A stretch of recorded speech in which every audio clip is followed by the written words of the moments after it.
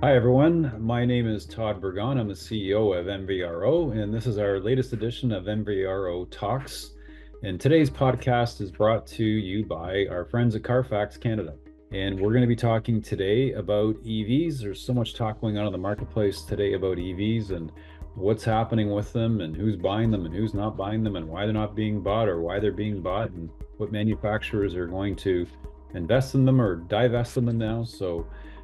Joining me today will be Colin Johnson. Colin is the regional sales manager with CARFAX Canada, and I'm looking forward to having a great conversation with Colin. So, Colin, welcome to the podcast. It's great to see you again, Colin. Hey, great seeing you, Todd. Thanks for having me. Well, I'm excited to talk about our topic today because there's so much going on in the marketplace. Whether you're on the left side, the right side, or the middle side of EVs. So, why don't we jump right into it? CARFAX has done some amazing things with their driving insights research, and obviously this is the next piece we're going to talk about. So, tell me a little bit about how you guys see the EV market right now. Well, Todd, I find it really interesting. The electric vehicle adoption rate is showing no signs of slowing down in Canada. In Q2 of 2024, there was a 38% increase in zero emission vehicles registered compared to the same time last year, with the majority being battery electric vehicles. And according to StatsCan, ZEVs now account for 13% of new vehicles. That's interesting. And is that what you're seeing right across Canada, or is it specific to you're seeing upticks in specific provinces?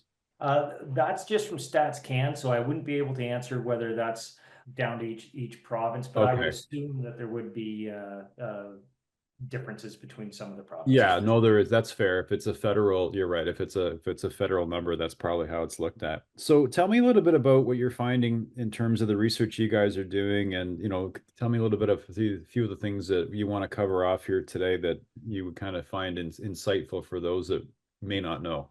Yeah, for sure, Todd. Um, from the most recent survey conducted by the team, there was three important things found. First, there are some knowledge gaps among car buyers about EVs. Electric vehicles aren't anything shiny and new anymore. In fact, they actually date back to the 1800s. But despite their long history and now growing popularity, most Canadian car buyers still know very little about them. Second, the interest that drive buyers to purchase the EVs and how the dealers can adapt to those interests from the buyers. And then finally, the concerns from car buyers with regards to EVs, and there are some key points that dealers can directly address. So you mentioned a few different things here, but let's focus on one that sticks out to me, and that is knowledge gaps. And I would tell you that I'm one of those people.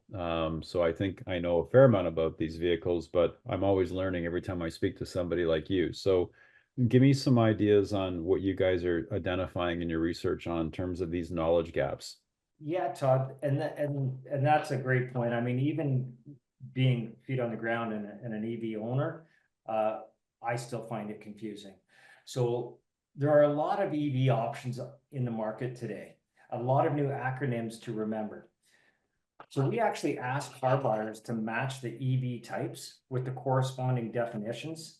And guess what? There's a spoiler alert here. Most of them failed the questions. 67% of buyers don't fully understand the difference between a battery electric vehicle, a plug-in electric vehicle, a hybrid electric vehicle, and Todd, plug-in hybrid electric vehicles and how they differ from hybrid electric vehicles actually cause the most confusion. And so, as a dealer, right, if you put your dealer hat on, then all the things you just mentioned are all things that I would be asking you if I was walking into a store, if I was doing my research in advance. So, what are you coaching dealers on in terms of how to bridge these gaps and to, bring that level of education to that consumer to help them feel, a bit more comfortable in the direction they're going to go or not going to go? Yeah, so I think that the dealers and their sales team will need to pivot just a little bit. It's likely that the EV buyers that have come through the doors so far had a better understanding of their options. The early enthusiasm for EV tends to correlate with a greater level of research. So those were your buyers out of the gate. They did their research, they knew everything about it. The next wave of EV buyers won't be as prepared. Most Canadians told us they would consider an EV for their next vehicle, but they're unlikely to know what option would suit their lifestyle. The opportunity for the dealer is to educate the buyer and provide short and simple explanations of each vehicle type, including the benefits and the trade-offs. So have you guys identified in the research that you've done, what types of EVs people are most interested in? Obviously, I'd say most, if not all, brands now today have some sort of an offering in the marketplace. What are you guys seeing in terms of what type of cars, not maybe so much brand specific, but what type of technology are they most interested in? Yeah, and that's a fantastic question. And I found it really interesting, the results that they pulled out. 33% of car buyers are most interested in a hybrid electric vehicle for their next purchase. However, internal combustion engines still have a significant following, with 31% following closely behind. Car buyers that show smaller interest in battery electric vehicles at 18%. And finally, the plug-in hybrid electric is sitting at 16%. 16%. While BEVs currently lead the sales charge, the survey results suggest future demand for internal combustion engine switch may tilt more towards a PHV and an HEV as the market expands. Interesting. And I'm an adopter of hybrid electric right now. And that's mainly because I just feel more comfortable not having to worry about plugging the car in, as an example. I know that that engine will charge the battery up for me. So it's interesting where the numbers align, just in terms of, I think that as you're looking for people to adopt to these types of technologies, is that maybe some of this for some people, like including myself, it's a stepping stone approach, right? Versus kind of the all in, which I think are the early adopters that had a lot of pent up demand for that technology that they already had accepted before it even made it to market, right? You know what, Todd? I would agree with that. As a battery or BEV owner, we're considering going back to like a hybrid electric. We've enjoyed it, but that range anxiety is real. Yeah. Once you get off the beaten path, there's no doubt about it. Yeah. So, you talked about a number of different EV types, and what are you guys coaching dealers on now in terms of how to quote unquote charge up, or how to I guess enhance their sales on the EV side? So I hate to use the word pitch, right? Because we don't want to be that to an industry, but what are you guys Yeah, coaching them on in terms of their delivery for providing, features and benefits, and whether or not they're a fit or not a fit for their consumer base? yeah, and I think that's great. And you're right. So dealers can really fine tune their presentation and the information and highlight the top interest points from the buyers. So what we found are the top interests being 79% of buyers are interested in fuel savings on an EV. So dealers can really show the fuel savings over the time of ownership. 59% of buyers want to know if they can charge the car at home, and Mhm. 54% of buyers are interested in the low maintenance costs. So be sure to factor in all those savings. So I also want to talk a little bit, and this kind of topic. This is one where I think that I'm not going to lead you down a path, but I think I have my own opinion on this, and I'm curious as to what your research is telling you guys. But what's holding people back from purchasing an EV? I know what's holding me back, or people that I talk to, but what does the data say? Yeah, so what the research found is that buyers are still shocked by certain EV features and characteristics. And this is understandable. It's a big switch from an internal combustion engine to an electric vehicle. I made that switch a couple of years ago. It was a huge switch, getting used to the way that the vehicle handled, not using the brake pedal, etc. And so that's one of their main concerns. They should also pay close attention to your customers' concerns around the high purchase price. 57% of car buyers are concerned about the additional cost of ownership of an EV. There are concerns about the battery lifespan. 54% of buyers noted this as an issue. And 52% of the buyers are also concerned about the range or distance someone can travel on a single charge on an EV. As we talked about earlier, range anxiety. I think that's the things that you're saying and what you guys have found are things that we've heard in variations of degree over the years, right? But I think the one that sticks with me the most right now in what you've said is purchase price. And I think that one is the one that rings a bell with me because of the chatter we're hearing in industry about the entry of vehicles coming from China that are electric, and their entry point from a purchase perspective, price being, a lot less than what we see in today's market. So it will be interesting to see when those brands do end up in the marketplace, how and if they move the needle based on that data point that you pointed out, that, some of the holdback is the purchase price itself, right? Yeah, absolutely, Todd. It's an interesting time in the business, and when those vehicles get here and bring in stiffer competition at lower pricing, we're definitely going to see some price adjustments in the market if Right. we base things on history. Yeah, no, for sure. Okay, so I'm a dealer listening to this, and you've told me that these are the three or four things that are holding people back.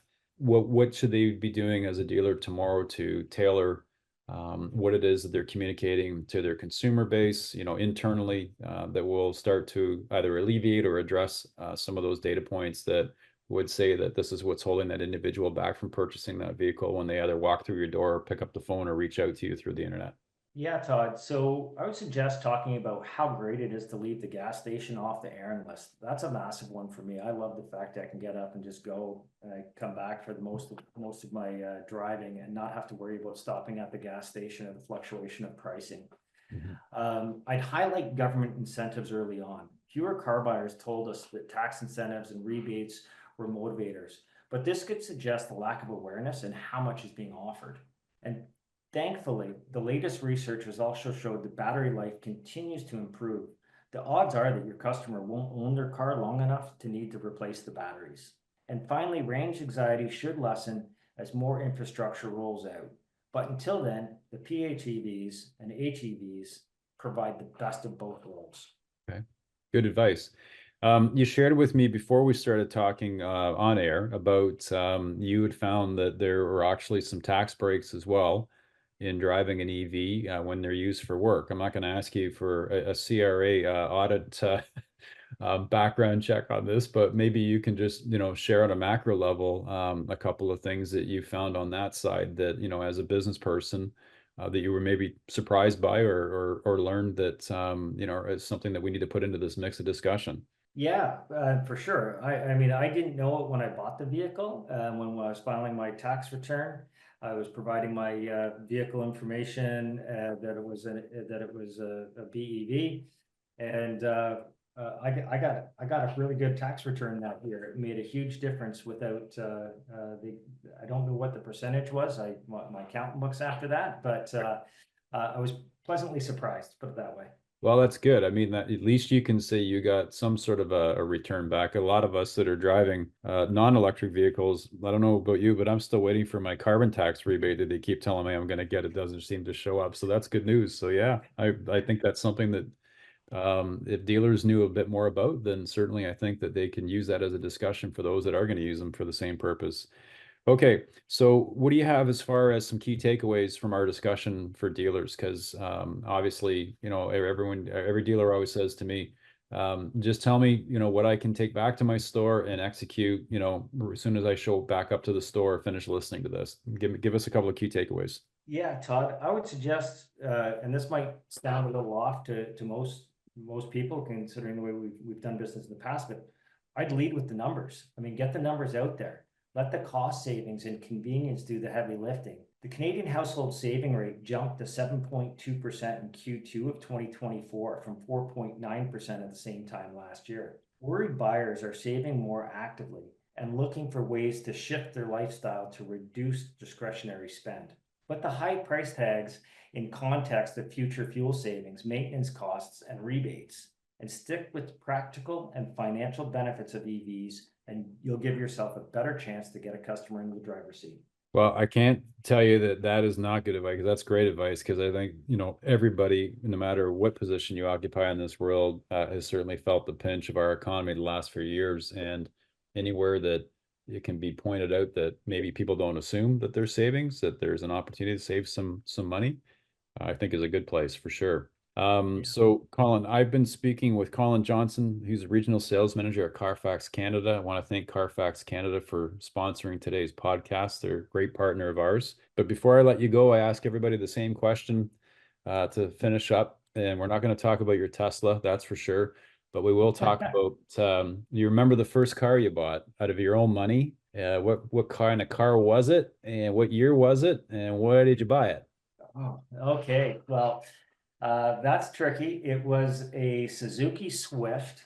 Oh boy. And I was always a fan of the Suzukis. They were a fun little car. Going back, my dad had a dealership, so I drove a Forza. And then when I went off to college, I had to buy my own car. And I found a little Swift, and I can't remember what year it was, but it was a great little car. Awesome. And your dad made you buy it yourself, and he was a dealer. Absolutely, absolutely. There was no free ride. I started off washing the cars, sweeping the floors, and yeah, I had to buy my own car. I love it. You don't hear that very often. I remember the days when the dealer, like as we used to call them, the dealer kids would show up in brand new Corvettes. So this is a very humbling story. I love to hear it. Good for you. Yeah, I was in Georgian college at the time as a dealer, and yeah, there were some really nice cars parked around me. You were that guy driving the Suzuki around all those other Corvettes then. Good for you. Yeah, yeah. For you. Well, Absolutely. listen, Colin, it's been great chatting with you. It's been great catching up. Thank you so much for sharing this with us. You guys are a fantastic resource to Carfax, and the data research that you guys are doing is something that every dealer should definitely lean on you guys for. So thanks again for your time today, and I look forward to seeing you. Well, hey, thanks for having me, Todd. And yeah, if anybody has any questions, they can reach out to the Carfax rep or go to Carfax website. Excellent. We will put that up in terms of where they can reach out to you guys at the end of this podcast, and they can reach out to wherever you tell us you want them to go to. So thanks again, Colin. Perfect. Thanks, Todd. You have a All great right. day. Have a good one.